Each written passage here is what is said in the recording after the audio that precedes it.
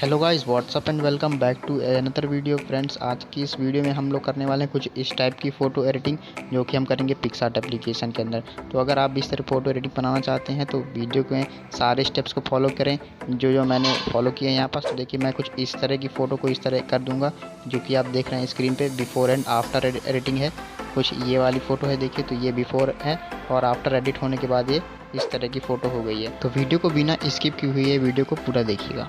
इस वीडियो में मैंने जितने भी बैकग्राउंड एंड PNGs यूज़ किए हैं, सभी की लिंक आपको डिस्क्रिप्शन में मिल जाएगी, तो आप वहां से जाकर इजीली डाउनलोड कर सकते हैं।